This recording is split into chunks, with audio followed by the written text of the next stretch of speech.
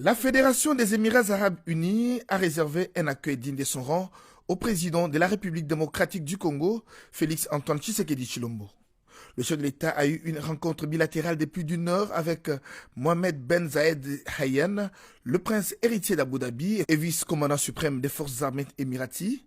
Tout s'est déroulé au palais du prince héritier d'Abu Dhabi ce dimanche 10 avril 2021. Au milieu des échanges, la coopération bilatérale avec en toile de fond les investissements stratégiques.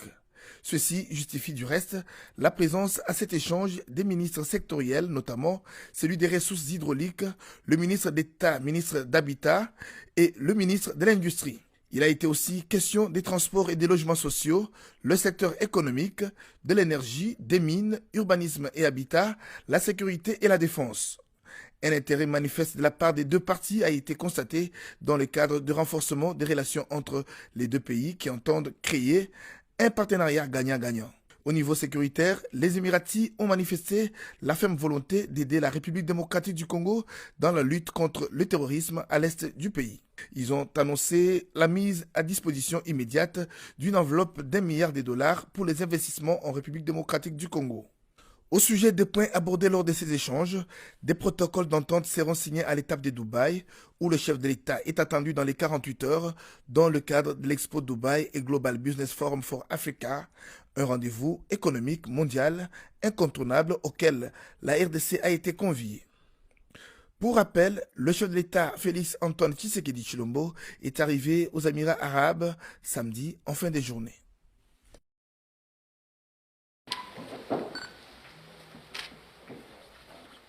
La journée de travail du président de la République s'est poursuivie ce dimanche avec une série d'audiences accordées à des personnalités locales regroupées au sein de Mubadala, un fonds souverain des Émirats Arabes Unis. Ce fonds est intéressé par le secteur d'énergie, particulièrement de l'énergie renouvelable. C'était à Émirat Palace Hotel d'Abu Dhabi. Et nous avons été très ravis aujourd'hui d'être reçus par Son Excellence le Président de la République démocratique du Congo, un grand pays qui est en visite ici chez nous aux Émirats Arabes Unis. Franchement, nous avons été tellement flattés et nous nous sommes échangés dans beaucoup de points dans le cadre de la coopération gagnant-gagnant entre les deux États, mais nous avons plus martelé dans le projet de l'énergie renouvelable, qui sera notre premier projet qui sera exécuté en République démocratique du Congo. Nous avons de grands investissements dans le monde pour l'énergie renouvelable et ce projet que nous voulons amener en République démocratique du Congo, pour le moment, nous sommes en train de finaliser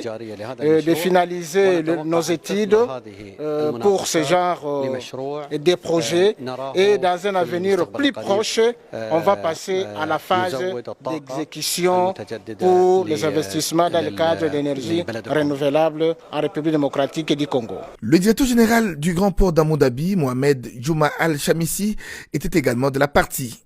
Chérubin Okende, vice-premier ministre des Transports, dont c'est le secteur retrace ici la quintessence des échanges avec le président de la République. Le secteur des transports, voies de communication et de désenclavement est le secteur vital, le secteur moteur du développement du pays.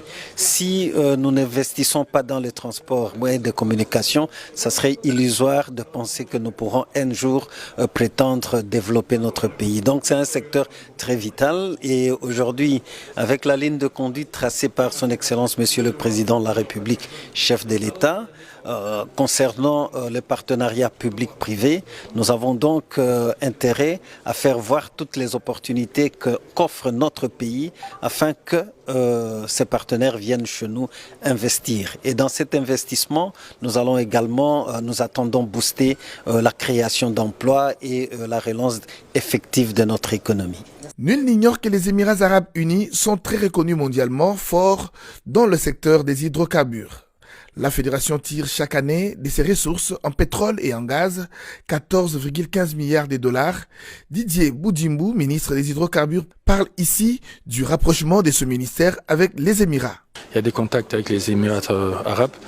Donc, par rapport à tout ce qu'il y a comme opportunité dans mon secteur, les hydrocarbures, nous connaissons tous l'expérience qu'ils ont. Donc c'est dans ce sens-là. Et il y a plusieurs autres ministres, mais chacun dans son secteur, on accompagne le chef de l'État. Il y aura peut-être des protocoles d'accord qui sont signés. C'est dans ce sens-là. Madame Antoinette Samba Kalambayi, ministre des Mines, qui a séjourné à Dubaï pour un forum sur les mines, salue les efforts du chef de l'État pour l'investissement au Congo démocratique. Bon, moi j'étais déjà là la semaine passée sur invitation du ministre de l'Énergie qui a les infrastructures et les mines dans ses attributions. Nous avons aussi été reçus par le ministre de la Justice qui s'occupe des investissements ici en Émirats Arabes Unis. Il a été question de leur projet d'investissement dans le domaine minier. Ils sont intéressés par la bauxite et puis par l'or. Voilà les deux projets que nous sommes déjà porteurs avec Abu Dhabi. Tous ces contacts aux Émirats Arabes Unis s'inscrivent dans le cadre de la création d'un partenariat gagnant-gagnant entre les deux pays.